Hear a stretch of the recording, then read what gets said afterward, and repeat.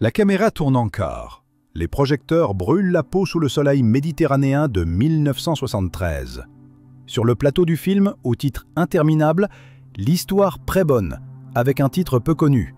Brigitte Bardot ajuste une dernière fois sa robe, secoue ses cheveux blonds qui ont fait fantasmer le monde entier et prononce sa dernière réplique. Le réalisateur crie « coupé » et l'équipe applaudit mollement, fatiguée par cette journée de tournage qui s'étire. Mais au lieu de se diriger vers sa loge, comme elle le fait depuis 20 ans, Bardot reste là, immobile, au centre du plateau. Elle regarde la caméra éteinte, puis se tourne vers l'équipe technique, les producteurs, les assistants. Un silence étrange s'installe. « C'est fini », dit-elle simplement. Sa voix porte cette autorité tranquille de ceux qui ont pris une décision irrévocable. « C'était mon dernier film. Je ne tournerai plus jamais. » Le producteur éclate d'un rire nerveux, persuadé qu'il s'agit d'une boutade. Après tout, Brigitte Bardot n'a que 39 ans. Elle est encore magnifique, encore bankable, encore l'une des actrices les mieux payées d'Europe. Les contrats s'empilent sur le bureau de son agent. Hollywood la courtise toujours. Les réalisateurs du monde entier rêvent de la diriger, mais elle ne plaisante pas. Son regard est d'une froideur minérale, comme celui d'un prisonnier qui voit enfin la porte de sa cellule s'ouvrir après une condamnation à perpétuité. L'assistant réalisateur balbutie quelque chose à propos des scènes qui restent à tourner la semaine prochaine. Bardot secoue la tête. « Trouvez une doublure pour les plans larges. Je ne reviendrai pas. » Elle traverse le plateau d'un pas décidé, laissant derrière elle une équipe pétrifiée.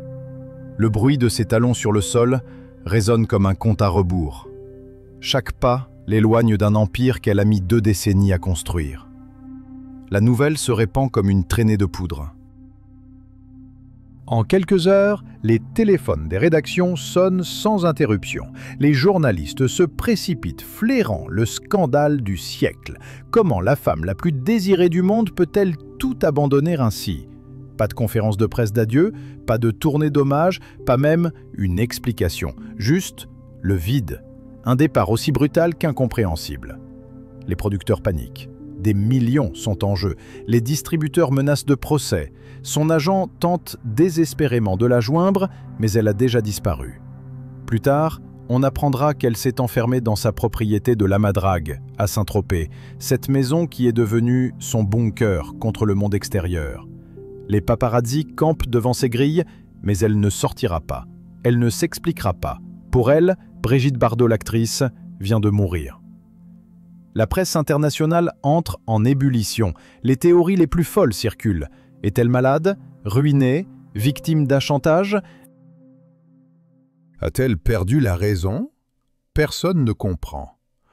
Comment peut-on renoncer volontairement à tout ce que l'humanité semble désirer le plus?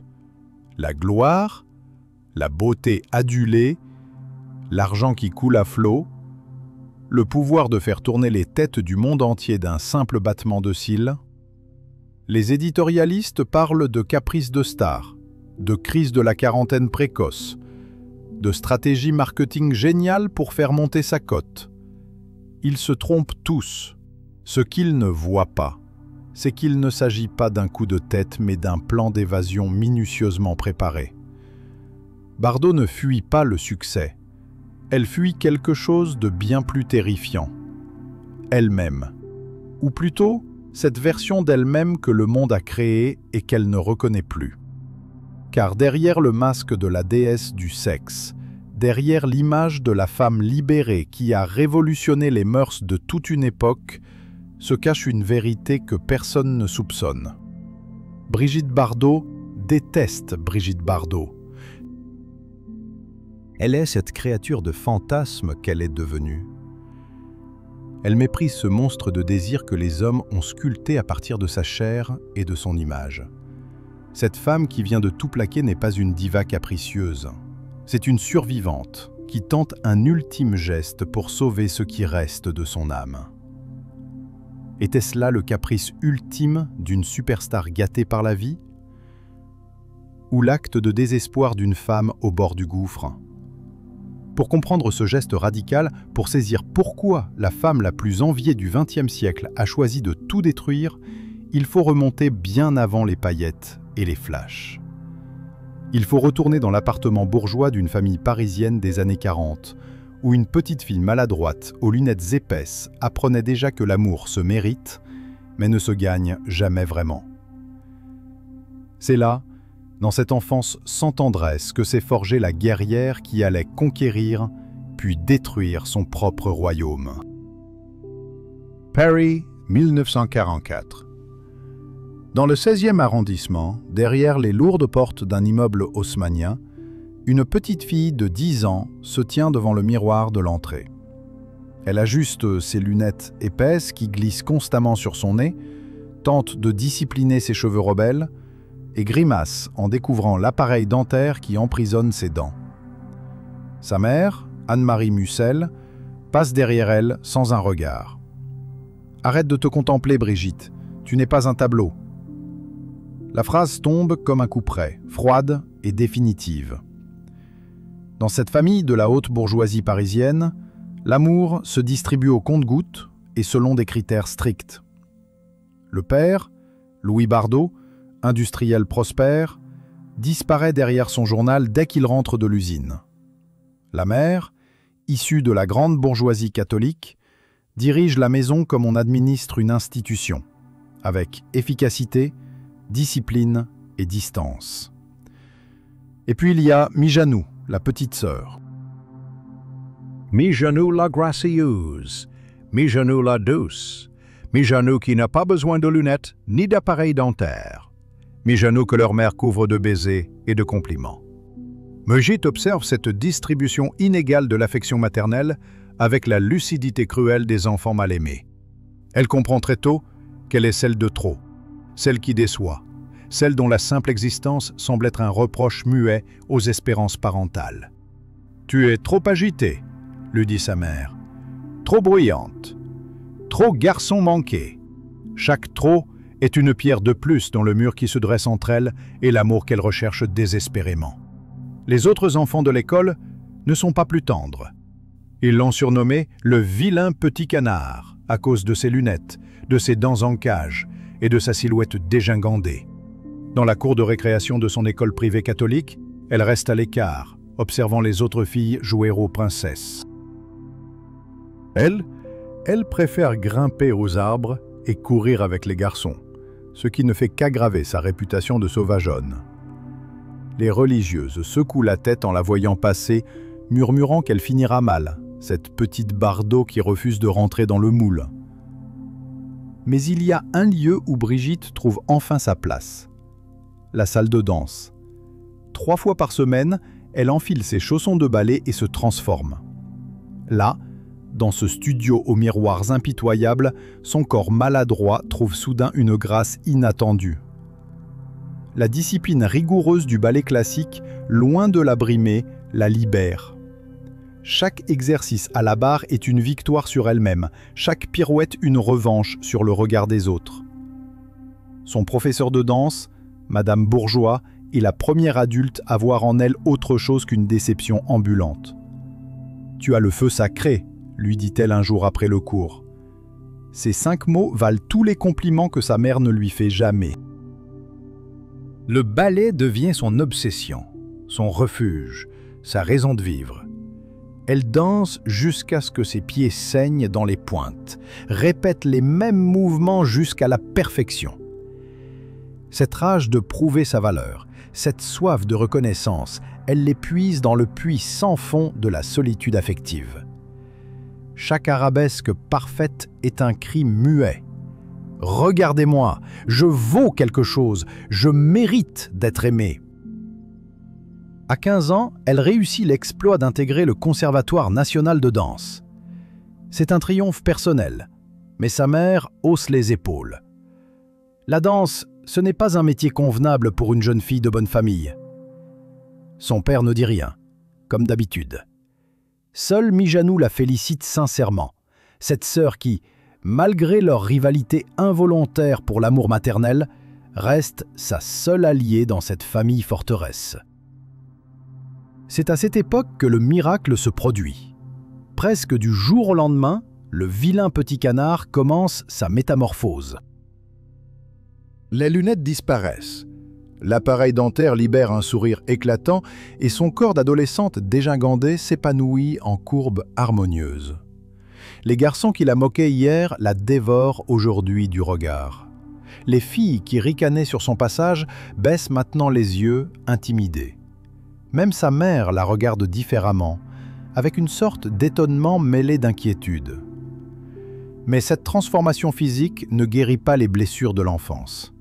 Au contraire, elle les creuse davantage. Brigitte découvre avec amertume que l'attention qu'elle reçoit maintenant n'est pas dirigée vers elle, mais vers son enveloppe corporelle. Les hommes qui la courtisent ne voient pas la petite fille blessée qui cherche désespérément l'amour. Ils voient une proie, un trophée, un objet de désir. Cette beauté tardive devient une malédiction. Elle attire les regards, mais jamais les cœurs. Cette dualité fondamentale, le besoin désespéré d'être aimé et la certitude de ne jamais l'être vraiment, devient le moteur de toute son existence. Elle veut prouver sa valeur, mais refuse de croire aux preuves qu'on lui donne. Elle cherche l'amour, mais fuit dès qu'elle le trouve, persuadée qu'il est faux ou intéressé. C'est une guerrière blessée qui entre dans l'âge adulte, armée d'une beauté qu'elle n'a pas demandée et d'une rage qu'elle ne sait pas nommer. Cette rage, elle va la transformer en carburant. Elle va s'en servir pour conquérir le monde, pour devenir celle que personne n'attendait. Non pas une danseuse étoile disciplinée, mais une bombe atomique qui va faire exploser toutes les conventions de son époque. Le vilain petit canard ne deviendra pas un signe gracieux. Elle deviendra quelque chose de bien plus dangereux, une révolution à elle toute seule. 1956. La France sort à peine de l'austérité de l'après-guerre. Les femmes portent encore des jupes sous le genou, et l'Église dicte toujours la morale publique. C'est dans ce contexte qu'une bombe explose sur les écrans de cinéma français. Son nom est Dieu créa la femme. Sa détonation, une scène de 3 minutes qui va bouleverser l'histoire du cinéma et des mœurs occidentales. La scène se passe dans un bar de Saint-Tropez. Brigitte Bardot, 22 ans, monte sur une table et commence à danser. Mais ce n'est pas une danse ordinaire, c'est une transe, une possession, une libération totale du corps féminin comme on ne l'avait jamais vu au cinéma. Elle se déhanche avec une liberté animale, ses cheveux volent dans tous les sens, sa robe colle à son corps en sueur. Elle danse comme si sa vie en dépendait, comme si elle exorcisait tous les démons de la bienséance. Le mambo de la bande-son devient le rythme cardiaque d'une révolution. Dans les salles de cinéma, c'est l'émeute. Des hommes se lèvent, hypnotisés. Des femmes quittent la salle, outrées. L'Église catholique fulmine et demande l'interdiction immédiate du film. Le Vatican place l'œuvre à l'index. Aux États-Unis, le film est interdit dans plusieurs États pour obscénité. Mais rien n'y fait. Les salles sont prises d'assaut. Les files d'attente s'étirent sur des centaines de mètres. Le film devient le plus grand succès du cinéma français de l'époque. Derrière cette révolution, un homme tire les ficelles. Roger Vadim, le mari de Brigitte depuis 1952. Vadim n'est pas seulement un réalisateur, c'est un sculpteur de fantasmes. Il a compris avant tout le monde que Brigitte possède quelque chose d'unique, une sensualité naturelle, presque innocente, qui transcende la simple beauté physique. Il ne la dirige pas, il la libère, ou du moins, c'est ce qu'il prétend. En réalité, il crée un mythe, une créature de rêve qu'il baptise BB. 2 initiales qui vont devenir plus célèbres que n'importe quel nom complet. Le génie pervers de Vadim est d'avoir transformé Brigitte en symbole d'une liberté qu'elle ne possède pas vraiment. Dans le film, son personnage, Juliette, est une orpheline sauvage qui refuse les conventions sociales, épouse un homme par défi et couche avec son frère par désir. C'est l'anti-héroïne parfaite pour une génération qui étouffe sous le poids des traditions. Mais Vadim ne montre pas la vraie Brigitte. Il montre sa projection masculine de la femme libérée, belle, disponible, incontrôlable, mais finalement domptable. L'impact est immédiat et planétaire. En quelques mois, Brigitte Bardot devient le visage de la nouvelle femme. Sa coiffure, le fameux chignon décoiffé qu'on appellera la choucroute, est copié par des millions de femmes. Son style vestimentaire, robe Vichy, marinière, pieds nus, lance une mode qui perdure encore aujourd'hui. Saint-Tropez, petit port de pêche endormi, devient la Mecque du glamour international. Les paparazzis, cette nouvelle espèce de chasseurs d'images, y établissent leur quartier général. Mais le plus révolutionnaire, c'est le bikini. Quand Bardot apparaît sur la plage de Saint-Tropez en 1953 dans ce maillot de pièces encore considéré comme scandaleux, elle normalise en un instant ce que des années de militantisme féministe n'avaient pas réussi à imposer. Le corps féminin cesse d'être un tabou pour devenir un étendard. Les plages de France se couvrent soudain de bikinis. Aux grandes dames des autorités qui tentent vainement d'interdire ce costume indécent. Simone de Beauvoir elle-même, grande prêtresse du féminisme intellectuel, reconnaît l'importance du phénomène Bardot. Elle écrit dans ses mémoires que Bibi incarnait l'émancipation physique de la femme française post-guerre. Mais elle ajoute aussitôt une nuance cruciale. Cette émancipation reste prisonnière du regard masculin. Bardot libère le corps des femmes, mais pour qui? Pour elle-même ou pour le plaisir des hommes? Cette question, Brigitte ne se la pose pas encore. Elle est grisée par son succès soudain, par cette revanche éclatante sur son enfance de mal-aimée. Les couvertures de magazines du monde entier affichent son visage. Elle reçoit jusqu'à 1000 lettres par jour. Des hommes se suicident en laissant des mots d'amour pour elle. Des femmes la supplient de leur révéler ses secrets de beauté. Elle est devenue, presque malgré elle, une divinité moderne. Mais déjà, les fissures apparaissent. Sur le tournage, Vadim la dirige comme un marionnettiste, lui dictant chaque geste, chaque regard. Il la façonne selon son désir, puis la prête à l'objectif de la caméra qui la dévore. Elle commence à comprendre qu'elle n'est pas le sujet de cette révolution, mais son objet. Elle n'est pas l'artiste, mais l'œuvre d'art. Cette prise de conscience est encore floue, mais elle grandit en elle comme une tumeur silencieuse. Le soir de la première à Paris, alors que tout le monde célèbre le triomphe, Brigitte s'éclipse discrètement. On la retrouve plus tard, seule sur les quais de Seine, contemplant l'eau noire. Quand Vadim la rejoint et lui demande pourquoi elle a fui son propre succès, elle répond par une phrase énigmatique. « Je regardais mon reflet dans l'eau. Je voulais voir si j'existais encore. » Vadim rit, pensant à une coquetterie d'actrice. Il ne comprend pas qu'elle est déjà en train de disparaître, avalée par son propre mythe. Le 28 septembre 1960, il est 3 heures du matin dans la salle de bain d'un appartement luxueux de l'avenue Paul Doumer. Brigitte Bardot, 26 ans aujourd'hui, avale méthodiquement le contenu d'un flacon de barbiturique. Chaque pilule est un pas de plus vers le silence, vers la fin du vacarme incessant qui l'entoure depuis 4 ans. Elle s'allonge dans la baignoire vide, ferme les yeux et attend que le rideau tombe enfin sur cette comédie grotesque qu'est devenue sa vie. Pour comprendre comment la femme la plus désirée du monde en est arrivée là, il faut remonter quelques mois en arrière. Depuis le triomphe de « Et Dieu créa la femme », son existence s'est transformée en enfer pavé de flashs photographiques. Les paparazzis ont littéralement établi un campement permanent devant son domicile. Ils grimpent aux arbres, se cachent dans les coffres de voitures, se déguisent en livreurs.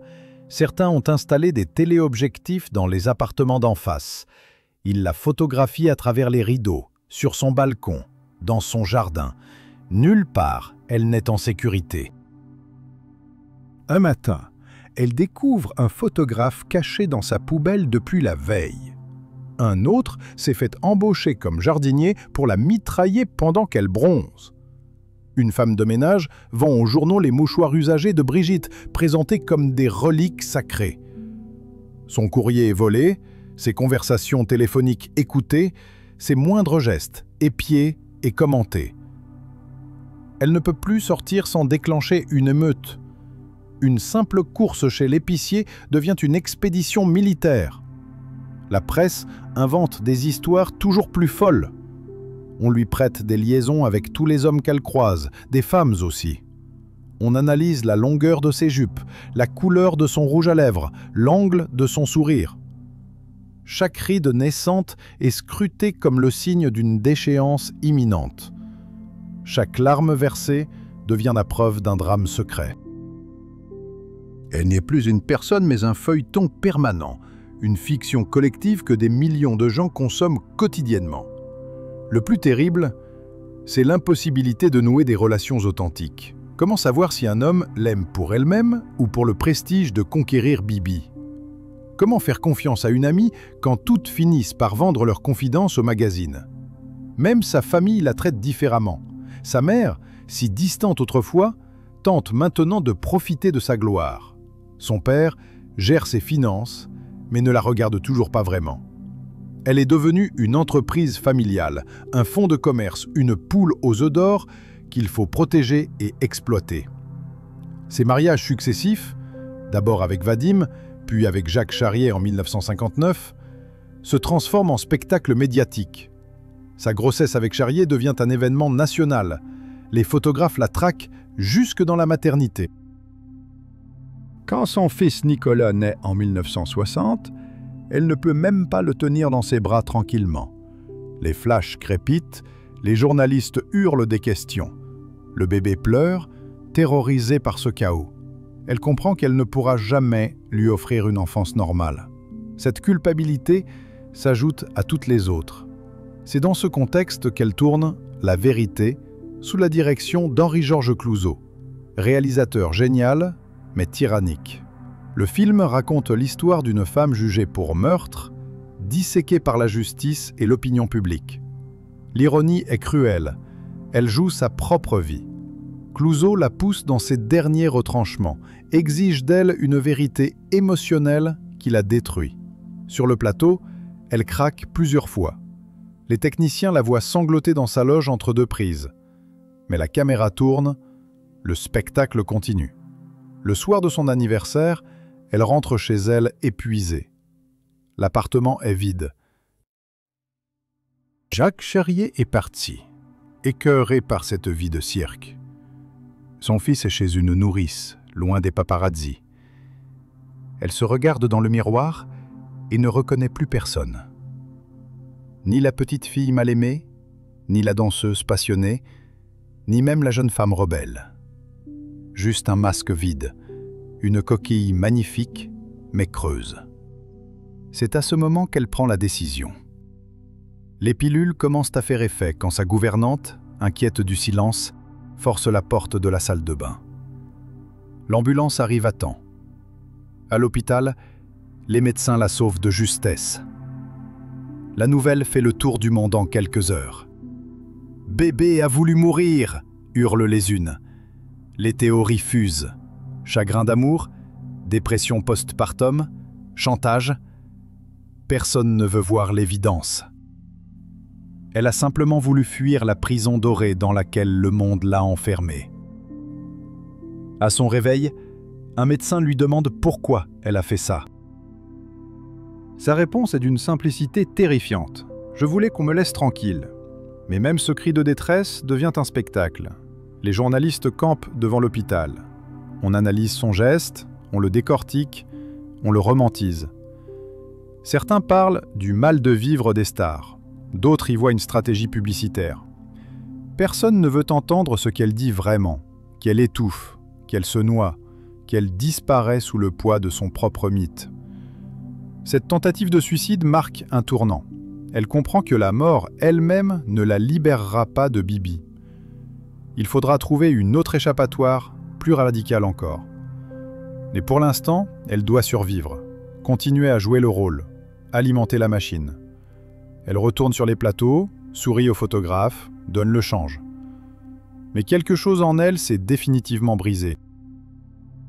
La petite fille qui voulait juste être aimée a compris qu'elle ne sera jamais qu'un fantasme collectif, une projection des désirs et des frustrations de millions d'inconnus. La cage dorée s'est refermée et elle sait maintenant qu'elle devra la détruire de l'intérieur pour espérer s'en échapper un jour. 1963. Sur le plateau de Le Mépris, à Capri, Jean-Luc Godard observe Brigitte Bardot à travers sa caméra. Le cinéaste de la Nouvelle Vague, intellectuel exigeant et provocateur, a d'abord refusé de travailler avec elle. « Je ne fais pas de film avec des poupées », avait-il déclaré au producteur Carlo Ponti. Mais maintenant, tandis qu'il la filme nue sur un lit, récitant l'inventaire de son propre corps, il découvre quelque chose d'inattendu.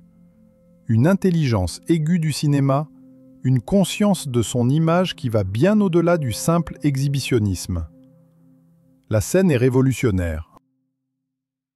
Bardot, allongée sur le ventre, demande à son mari dans le film, joué par Michel Piccoli, « Tu aimes mes pieds? Tu aimes mes chevilles? Tu aimes mes genoux ?» Elle énumère chaque partie de son anatomie comme on dresserait l'inventaire d'une marchandise. Godard transforme le regard voyeur en miroir. Ce n'est plus Bardot qui s'offre au spectateur, c'est le spectateur qui est confronté à son propre désir de possession. Le film devient une métaphore parfaite de sa vie, l'histoire d'une femme dont le corps est négocié entre les hommes comme une monnaie d'échange. Cette période marque un tournant dans sa carrière. Après sa tentative de suicide, Bardot a décidé de ne plus subir, mais d'agir. Si elle doit continuer à faire du cinéma, autant travailler avec les plus grands, ceux qui verront en elle autre chose qu'un simple faire-valoir érotique. Elle enchaîne les collaborations prestigieuses, déterminée à prouver qu'elle est une vraie actrice, pas seulement une icône. Avec Louis Malle, elle tourne Viva Maria en 1965, aux côtés de Jeanne Moreau. Les deux plus grandes stars du cinéma français réunies dans une comédie d'aventure au Mexique. Sur le papier, c'est la rencontre du siècle. Sur le plateau, c'est un duel silencieux entre deux conceptions du métier. Moreau, l'intellectuelle, formée au théâtre, méticuleuse dans sa préparation. Bardot, l'instinctive, qui joue avec ses tripes et refuse des répétitions excessives. Malle observe, fasciné, ces deux forces opposées qui finissent par créer une alchimie unique. Le tournage au Mexique est épique. Dans un pays où le machisme règne en maître, voir deux femmes jouer des révolutionnaires qui dynamitent les ponts et renversent les dictateurs provoque des réactions contrastées. Les hommes mexicains sont partagés entre l'adoration et l'incompréhension. Les femmes, elles, voient dans ce duo explosif un symbole de libération. Bardot, qui parle mal espagnol, communique avec son corps, sa présence magnétique. Elle n'a pas besoin de mots pour être comprise. Mais c'est avec Henri-Georges Clouzot qu'elle atteint le sommet de son art. Après La Vérité, le réalisateur perfectionniste la retrouve pour un projet encore plus ambitieux, L'Enfer, un film sur la jalousie obsessionnelle d'un homme envers sa femme. Clouzot veut explorer les limites de la psyché humaine, et il voit en Bardot le cobaye parfait. Les essais filmés sont hallucinants, son visage déformé par des jeux de lumière stroboscopiques, son corps fragmenté par des miroirs brisés. Elle devient littéralement l'incarnation du fantasme masculin qui se désintègre. Le tournage tourne au cauchemar. Clouzot, malade, pousse tout le monde à bout. Il exige des dizaines de prises pour chaque plan. Bardot doit rejouer la même scène de baignade 47 fois dans l'eau glacée. Elle développe une pneumonie, mais continue. C'est devenu une question d'honneur. Elle veut prouver qu'elle peut tout endurer, qu'elle n'est pas la diva capricieuse que la presse dépeint. Ironiquement, le film ne sera jamais terminé. Clouzot fait une crise cardiaque en plein tournage. L'enfer restera inachevé, comme une métaphore parfaite de l'impossible quête de perfection.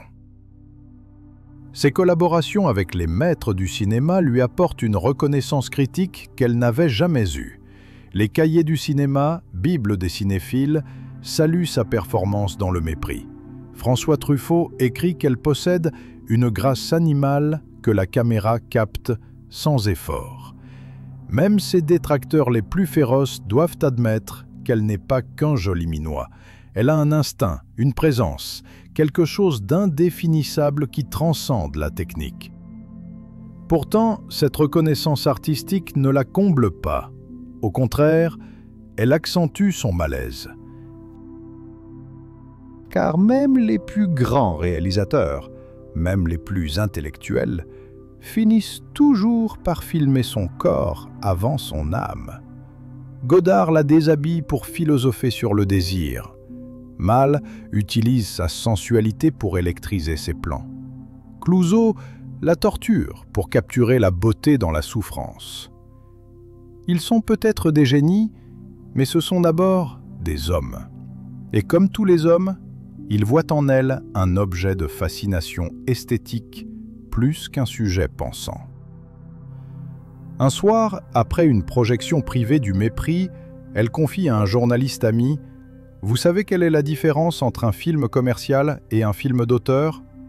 Dans le commercial, on me déshabille pour vendre des tickets.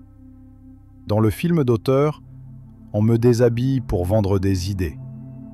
Mais au final, c'est toujours moi qu'on déshabille. » Cette lucidité amère surprend son interlocuteur.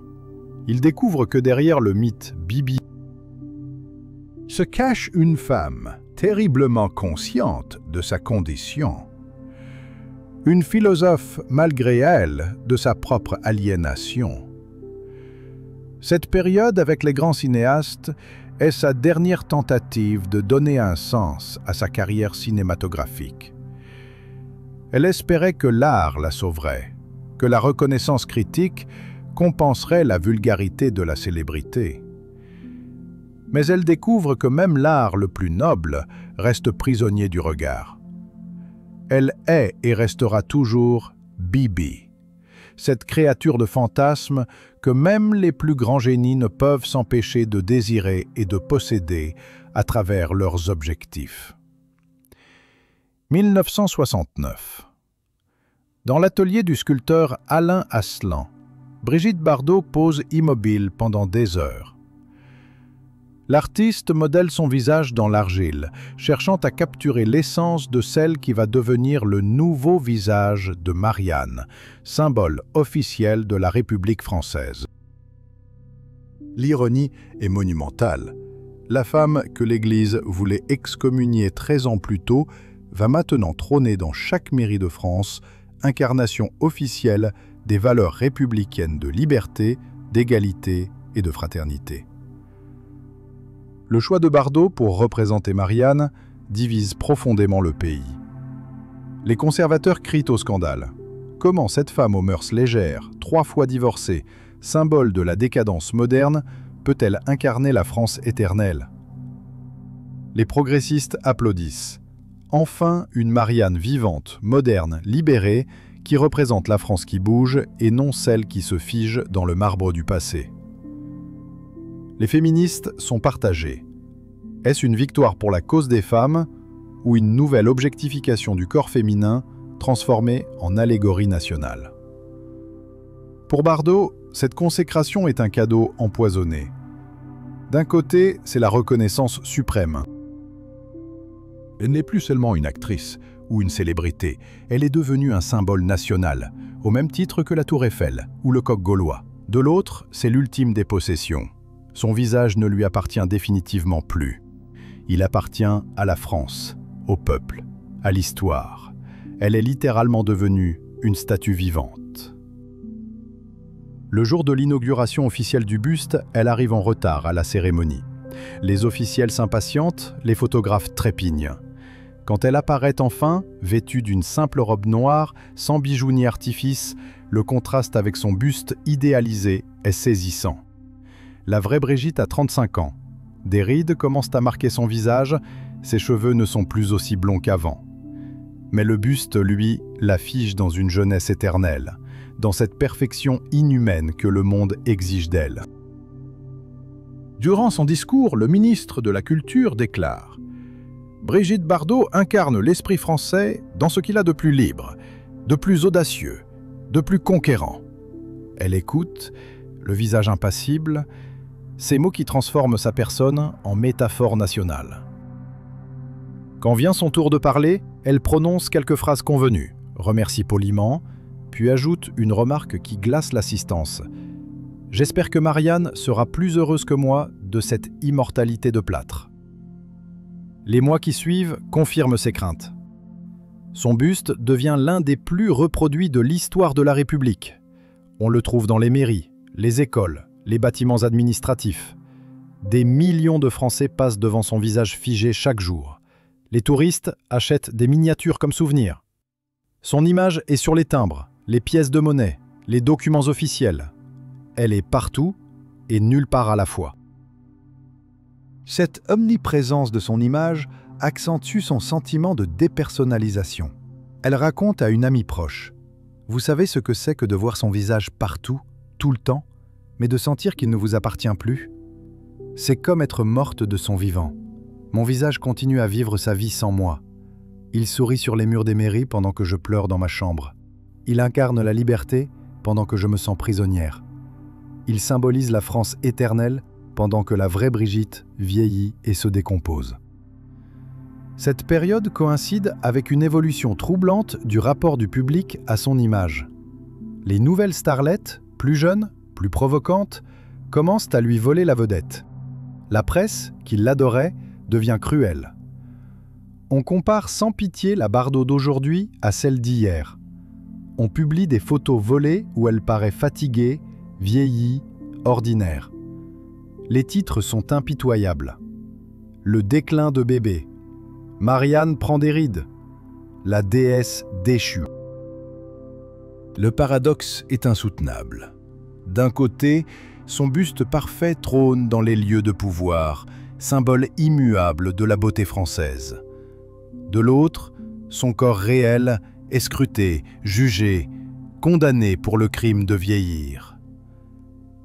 Elle comprend qu'elle est condamnée à une compétition perpétuelle avec sa propre jeunesse, une course qu'elle ne peut que perdre. Chaque apparition publique devient une épreuve. Les gens la regardent, la comparent mentalement à son buste, et leur déception est palpable. Un incident particulièrement douloureux se produit lors d'une cérémonie officielle. Une petite fille s'approche d'elle avec le buste miniature de Marianne, lui demandant un autographe. L'enfant regarde alternativement le buste et le visage réel de Bardot, puis déclare avec l'innocence cruelle de l'enfance « Vous ne lui ressemblez pas beaucoup ». Bardot signe l'autographe, sourit pour les photographes, mais quelque chose en elle vient de se briser définitivement. C'est à ce moment qu'elle prend conscience de l'ampleur du piège. Elle n'est pas seulement prisonnière de son image, elle est prisonnière d'une image qu'elle n'a même plus. Le mythe Bibé a pris son autonomie, continue sa vie propre, indépendamment de la femme réelle. Elle pourrait mourir demain, son buste continuerait à sourire dans les mairies. Elle est devenue superflue à sa propre légende. Cette révélation est le début de la fin.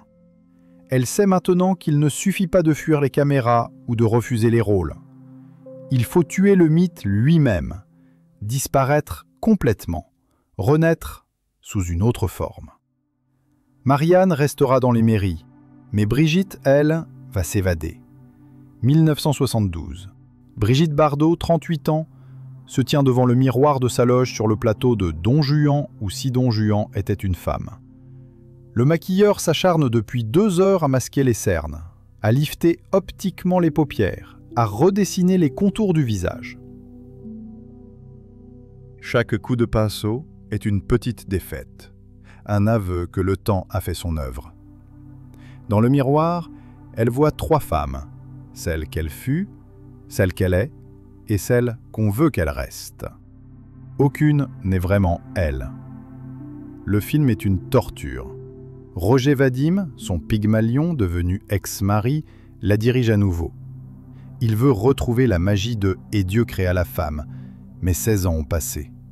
Le script l'oblige à séduire des hommes de 20 ans de moins qu'elle. Les scènes d'amour sont chorégraphiées pour masquer les imperfections, filmées sous des angles flatteurs, noyées dans des lumières tamisées. Elle n'est plus un corps désiré, mais un corps qu'on maquille pour maintenir l'illusion du désir. Entre deux prises, elle surprend une conversation entre deux jeunes techniciens. « Elle fait encore illusion », dit l'un. « De loin et dans le noir », ricane l'autre.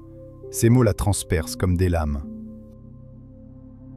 Elle, qui a toujours détesté être réduite à son apparence, découvre que c'est pire encore d'être jugée sur la perte de cette apparence. Le regard des hommes, autrefois dévorant, devient condescendant. Ils la regardent comme on regarde une ruine magnifique, avec une nostalgie teintée de pitié. Les producteurs s'inquiètent. Les rushs ne sont pas convaincants. L'alchimie n'opère plus. On parle de faire appel à une doublure corps pour certaines scènes. L'humiliation est totale. Elle, qui incarnait la perfection physique absolue, doit maintenant être doublée comme une cascadeuse vieillissante. Le mythe Bibi exige une jeunesse éternelle qu'elle ne peut plus fournir. Elle est devenue inadéquate à sa propre légende. La presse se déchaîne. Les articles se multiplient sur « Le crépuscule de Bibi », « La fin d'un règne », « Quand les déesses vieillissent ». On publie des comparaisons cruelles. Bardot en 1956 versus Bardot en 1972. On zoome sur chaque ride, chaque affaissement, chaque imperfection. Les nouvelles stars, Romy Schneider, Catherine Deneuve, sont présentées comme ses héritières, plus fraîches, plus modernes. Elle est déjà reléguée au passé, alors qu'elle n'a même pas 40 ans. Un soir, après une journée particulièrement éprouvante, elle reste seule dans sa loge. Elle contemple les photos publicitaires du film, où les retoucheurs ont gommé 10 ans de sa vie. Ce visage lisse, parfait, figé dans une jeunesse artificielle, ce n'est plus elle. C'est un masque mortuaire, l'embaumement d'un cadavre médiatique. Elle réalise avec une clarté terrifiante qu'elle est en train de jouer sa propre doublure, l'imitation pathétique de ce qu'elle fut. Cette révélation déclenche une crise existentielle profonde. Elle comprend enfin l'ampleur du piège. Le cinéma ne l'a jamais aimée, elle. Il a aimé sa jeunesse, sa fraîcheur, sa beauté périssable. Maintenant que ses attributs s'estompent, elle n'est plus qu'un vestige encombrant, un rappel gênant que même les déesses sont mortelles. Continuer serait accepter une lente agonie publique, devenir la caricature d'elle-même, la has-been qui s'accroche pathétiquement à sa gloire passée. Elle pense à Marlène Dietrich, recluse dans son appartement parisien, refusant de montrer son visage vieilli au monde. Elle pense à Greta Garbo, disparue à 36 ans, devenue un fantôme volontaire. Ces femmes ont compris avant elle qu'il vaut mieux disparaître au sommet que de s'éteindre lentement sous les projecteurs. Mais elles ont choisi l'exil silencieux. Bardot, elle, veut quelque chose de plus radical. Elle ne veut pas seulement disparaître, elle veut renaître. La décision mûrit lentement dans son esprit. Ce ne sera pas une retraite, ce sera une révolution personnelle. Elle ne va pas se cacher, elle va se transformer. Elle ne va pas mourir en silence, elle va tuer publiquement le personnage qu'on a créé pour elle. C'est un acte de violence nécessaire, une automutilation libératrice. Elle va amputer la partie d'elle-même que le monde a colonisée pour sauver ce qui reste de son âme. Sur le plateau, elle continue à jouer le jeu, mais intérieurement, elle a déjà quitté les lieux. Elle observe cette mascarade avec le détachement d'une morte. Les répliques qu'elle prononce sonnent creux. Les gestes de séduction qu'elle exécute sont mécaniques. Elle est déjà ailleurs, dans cet après qu'elle commence à imaginer. Un après sans caméra, sans maquillage, sans cette obligation perpétuelle d'être bébé. Le tournage touche à sa fin, plus que quelques jours et ce sera terminé. Elle sait que ce film sera un échec, que les critiques seront féroces, que le public sera déçu, mais peu importe, ce n'est plus son problème. Elle a déjà commencé à faire ses bagages, pas seulement physiquement mais mentalement. Elle trie ce qu'elle veut garder de ses 20 ans de cinéma. Pas grand-chose en vérité. Quelques amitiés sincères, quelques moments de grâce volés entre deux prises, quelques éclairs de vérité dans un océan de faux semblants. Le point de non-retour est atteint, il n'y a plus de retour en arrière possible. Elle ne peut plus faire semblant de croire en cette comédie. La seule question qui reste est « Comment partir ? Comment orchestrer cette disparition pour qu'elle soit définitive, irréversible ? Comment tuer un mythe qui semble avoir sa vie propre ?» La réponse viendra bientôt, sur le plateau d'un film au titre prémonitoire qui sonnera le glas de Bibé et la naissance de Brigitte. Retour sur ce jour de 1973, sur le plateau de L'histoire très bonne avec un titre peu connu. Mais cette fois, nous connaissons toute l'histoire. Cette femme qui annonce son départ n'est pas une diva capricieuse. C'est une évadée qui a minutieusement planifié sa fuite depuis des mois, peut-être des années. Chaque film tourné ces derniers temps était un pas de plus vers la sortie. Chaque rôle accepté, un adieu déguisé. Dans les semaines qui précèdent cette annonce, Bardot a méthodiquement organisé sa disparition. Elle a vendu sa société de production, réglé ses contrats en cours, refusé toutes les offres futures. Les producteurs qui la harcelaient reçoivent tous la même réponse laconique. Madame Bardot ne donnera plus suite à aucun projet cinématographique. Pas pour le moment, pas cette année, jamais. Le mot a la froideur d'une pierre tombale. Mais le plus spectaculaire reste à venir. Quelques semaines après son dernier jour de tournage, elle organise une vente aux enchères à Drouot. Pas n'importe quelle vente, celle de toute sa garde-robe de star. Les robes portées dans ses films les plus célèbres, les bijoux offerts par ses amants célèbres, les accessoires qui ont fait sa légende. C'est un auto-da-fé symbolique. La liquidation publique de Bébé. La salle des ventes est bondée, collectionneurs, fans, curieux se pressent pour acquérir un morceau du mythe. La robe de « Et Dieu créa la femme » part pour une fortune. Le bikini de Saint-Tropez atteint des sommets. Chaque pièce vendue est un morceau d'elle qu'elle arrache et jette à la foule, comme on jetterait des morceaux de chair aux fauves pour pouvoir s'enfuir. Les acheteurs croient acquérir des reliques. Ils ne comprennent pas qu'ils participent à un rituel de mort.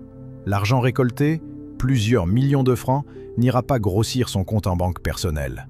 Elle l'utilise immédiatement pour créer la fondation Brigitte Bardot pour la protection animale. C'est le génie de son plan. Elle transforme les dépouilles de bébés en munitions pour Brigitte. Elle convertit sa célébrité morte en combat vivant.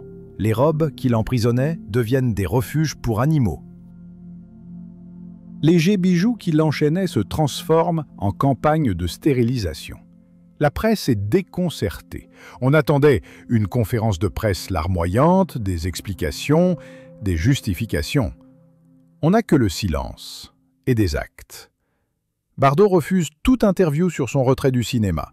Elle ne veut pas expliquer. Elle veut disparaître. Mais disparaître ne signifie pas se cacher. Au contraire, elle réapparaît mais transformée, méconnaissable dans son authenticité retrouvée.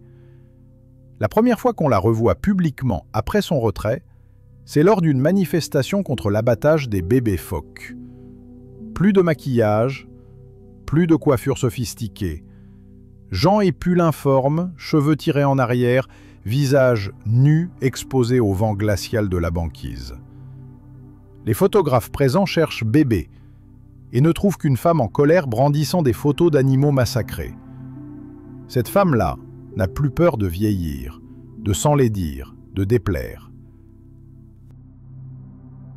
Elle a trouvé quelque chose de plus important que la séduction, la conviction. Le contraste est saisissant pour ceux qui la croisent. L'ancienne déesse du désir est devenue une guerrière ascétique.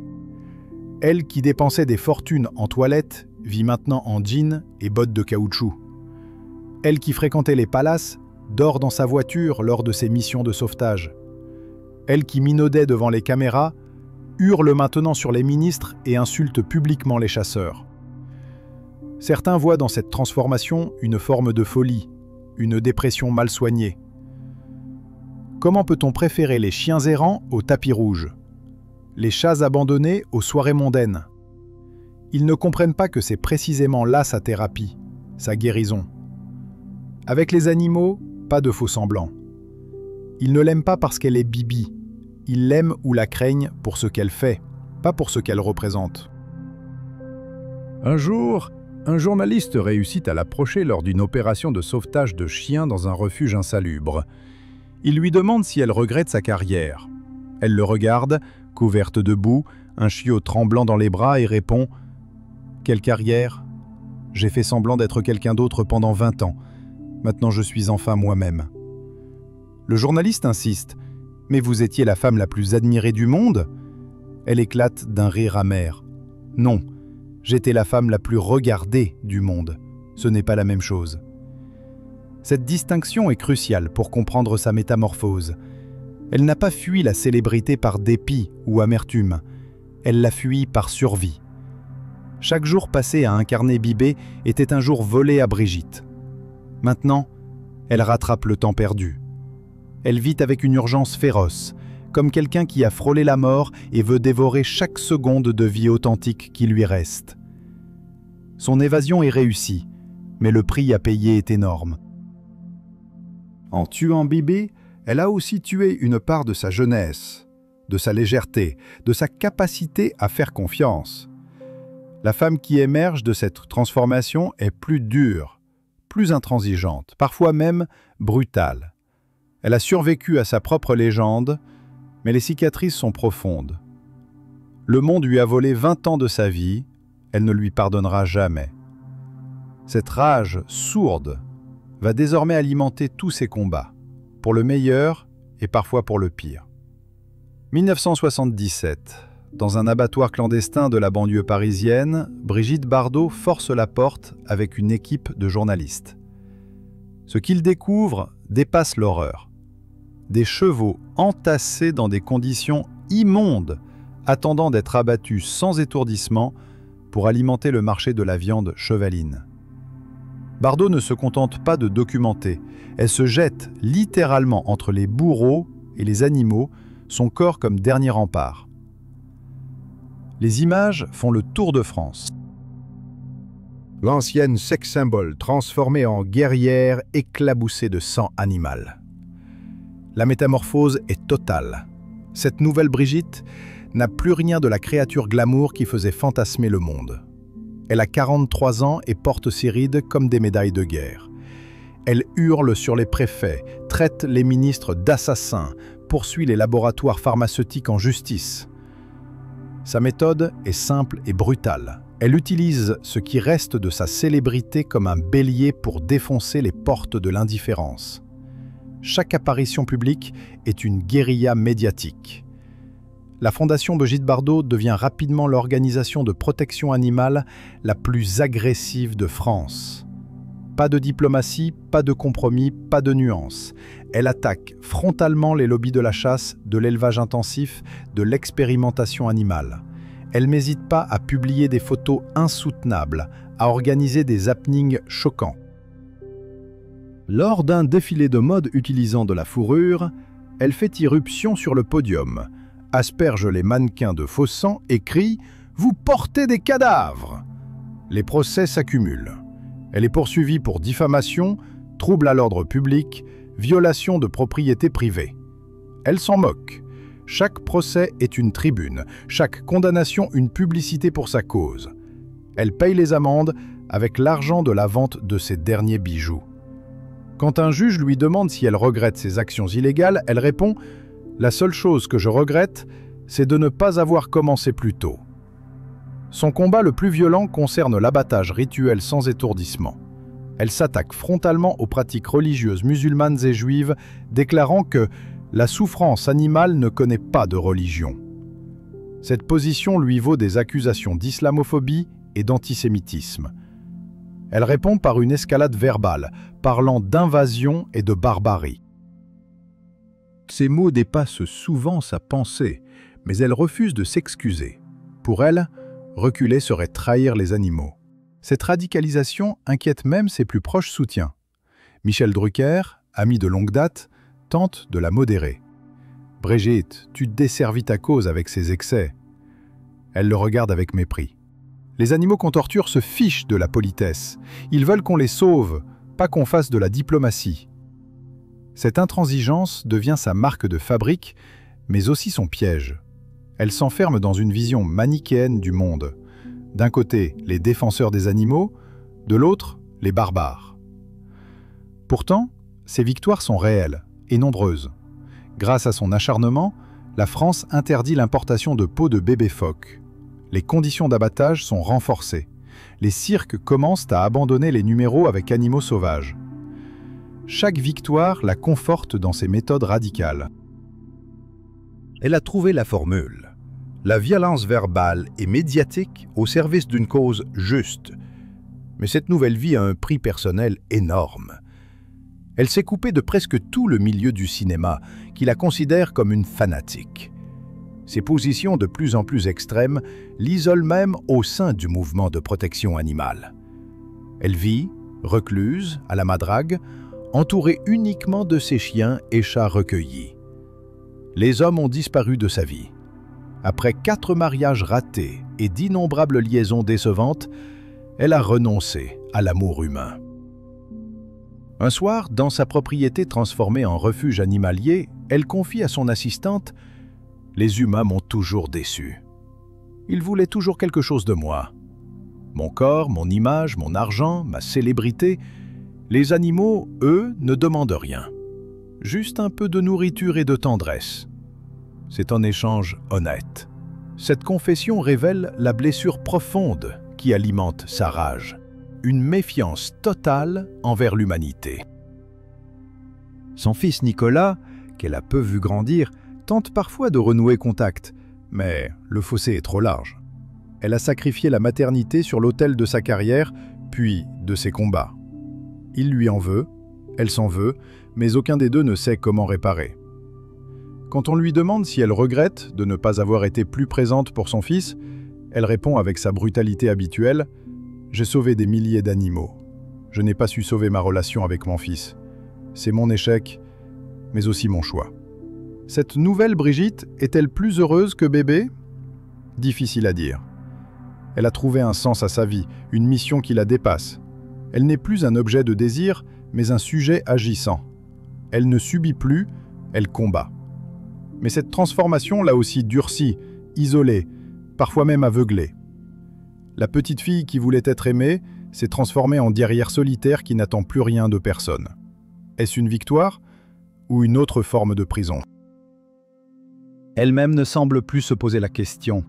L'action a remplacé l'introspection. La colère a chassé la mélancolie.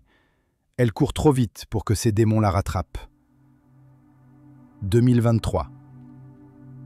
Brigitte Bardot a 89 ans. Elle vit toujours recluse à la Madrague, cette forteresse qui l'a protégée du monde pendant 50 ans. Les murs sont couverts de photos, mais pas celles qu'on imaginerait. Pas de portraits glamour, pas d'affiches de films. Seulement des images d'animaux sauvés, de refuges construits, de victoires arrachées. Bébé n'existe plus ici. Il n'y a que Brigitte et ses fantômes. Son héritage est un paradoxe vivant. D'un côté, elle reste l'icône absolue de la libération féminine. Les jeunes femmes qui n'étaient pas nées quand elle a quitté le cinéma continuent de poster ses photos sur Instagram, de copier son style, de citer ses films qu'elles n'ont jamais vus. Le mythe bébé a survécu à la femme qui l'a porté, exactement comme elle le craignait. Les algorithmes des réseaux sociaux ressuscitent quotidiennement cette jeune femme blonde qui dansait sur une table en 1956, figée pour l'éternité dans sa jeunesse pixelisée. De l'autre côté, la vraie Brigitte est devenue une figure controversée, pour ne pas dire sulfureuse. Ses sorties médiatiques des années 2000 ont choqué jusqu'à ses plus fervents admirateurs. Les déclarations sur l'islamisation de la France, Les soutiens répétés à l'extrême droite, les propos xénophobes récurrents ont terni son image de combattante de la liberté. Comment la femme qui incarnait la rébellion contre l'ordre établi a-t-elle pu devenir ce qu'elle combattait? Une voix réactionnaire, nostalgique d'une France fantasmée. Les défenseurs des animaux eux-mêmes sont divisés. Sa fondation a sauvé des milliers de vies animales, financé des centaines de refuges, fait changer des lois. Mais ces positions politiques embarrassent le mouvement moderne de protection animale, qui se veut progressiste et inclusif. Les jeunes militants ne comprennent pas comment on peut défendre les animaux et mépriser certains humains. Cette schizophrénie morale reste une énigme. La réponse se trouve peut-être dans l'isolement radical qu'elle s'est imposé. En fuyant le monde du cinéma, elle a aussi fui le monde tout court. Enfermée dans sa bulle, avec ses certitudes, elle a perdu contact avec la complexité du réel. Sa vision manichéenne, efficace pour sauver des animaux, est devenue toxique appliquée aux humains. La guerrière solitaire s'est transformée en oracle aigri, distribuant des anathèmes depuis sa tour d'ivoire. Un documentariste qui a réussi à l'approcher en 2010 raconte « J'ai trouvé une femme à la fois magnifique et terrifiante. Magnifique dans son intégrité absolue, sa fidélité à ses convictions. Terrifiante dans son incapacité à voir les nuances, à accepter la contradiction. Elle vit dans un monde en noir et blanc, où elle est la seule à voir clair. Cette rigidité mentale est peut-être le prix ultime de son évasion. Pour survivre à Bibi, elle a dû se construire une Brigitte inflexible, imperméable au doute. Son rapport à sa propre légende reste ambigu. Elle prétend la mépriser, mais continue de l'utiliser quand ça sert ses causes. Elle déteste qu'on lui parle de ses films, mais sa fondation vend des produits dérivés avec son image jeune. Elle refuse les interviews sur le cinéma, mais publie des mémoires où elle ressasse ses griefs contre cette époque, comme si elle ne pouvait ni vivre avec Bibi, ni vivre sans elle. Les historiens du cinéma tentent de réconcilier les deux Brigitte. Ils soulignent que sa rupture radicale avec Hollywood a inspiré d'autres actrices à reprendre le contrôle de leur image. Que son combat pour les animaux, aussi excessif soit-il, a fait avancer la cause, que ses contradictions sont celles d'une époque qui a voulu libérer les femmes tout en continuant à les objectifier. Mais ces analyses académiques ne capturent pas l'essence du drame personnel. Car au final, l'histoire de Brigitte Bardot est celle d'une impossibilité. L'impossibilité d'être à la fois un mythe et un être humain. L'impossibilité de satisfaire le désir du monde sans s'y perdre. L'impossibilité de vieillir quand on a incarné la jeunesse éternelle. Elle a choisi la solution la plus radicale. Tuer le mythe pour sauver la femme. Mais le mythe était plus fort qu'elle ne le pensait. Il continue de vivre sa vie propre, indifférent à ses protestations. Aujourd'hui, quand on tape Brigitte Bardot sur Internet, les premières images qui apparaissent sont celles de bébé dans sa splendeur des années 60. Il faut chercher longtemps pour trouver une photo récente de Brigitte, la vraie, la vieille dame entourée de ses chiens. Cette invisibilité de la femme réelle au profit du fantôme numérique est la dernière ironie de son histoire. Elle a tout sacrifié pour échapper à son image, mais l'image a gagné. Alors, Brigitte Bardot a-t-elle réussi sa vie? La question reste ouverte. Elle a conquis une liberté, mais au prix d'un isolement total. Elle a trouvé une cause, mais s'y est perdue. Elle a échappé à bébé, mais n'a jamais vraiment trouvé Brigitte. Son histoire n'est pas celle d'une victoire ou d'une défaite, mais d'une survie. Elle a survécu à sa propre légende, exploit rare dans l'histoire du spectacle. Mais survivre n'est pas vivre, et on ne saura jamais quelle femme elle aurait pu être si le monde ne l'avait pas transformée en déesse. Peut-être que la vraie leçon de son parcours n'est pas dans ses choix, mais dans le fait qu'elle ait eu à les faire. Qu'une femme ait dû choisir entre sa célébrité et son humanité en dit plus sur notre société que sur elle-même. Le drame de Brigitte Bardot, c'est le drame de toutes les femmes transformées en objets de désir collectif. Elle a juste eu le courage, ou la folie, de dire non. Et ce non, aussi imparfait soit-il, résonne encore aujourd'hui comme un cri de liberté.